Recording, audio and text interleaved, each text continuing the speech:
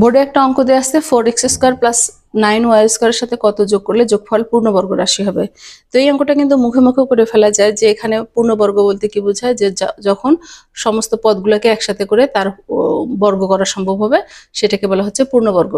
তো এখানে কিন্তু এর থেকে আমরা পাই 2x তার হোল স্কয়ার, এর থেকে পাই 3y তার হোল স্কয়ার, কিন্তু মাঝখানে যে পদটা দরকার সেই পদটা কিন্তু নাই। এটাকে যদি a + b হোল স্কয়ারের সূত্রের আকারে আমরা প্রকাশ করতে চাই, মাঝখানে 2ab কিন্তু নাই, অর্থাৎ 2 সূত্রে 2 এবং a এর জায়গায় 2x, b এর জায়গায় 3y, এটা কিন্তু নাই। তাহলে আমরা কি করতে পারি, আমরা 2x বের করলাম এবং 3y বের করলাম এখান থেকে, মাঝখানে দরকার আমার 2 × 2x × 3y, এই পদটা এখানে নাই।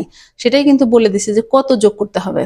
তা আমরা বলতে পারি 2 × 2 = 4, 3 × 4 = 12xy, অপশনে কিন্তু দেওয়া আছে 12xy, এটা যোগ করলে কিন্তু পূর্ণবর্গ হয়ে যাবে। তার মানে এই 2xy, 6xy এবং 24xy দরকার নেই।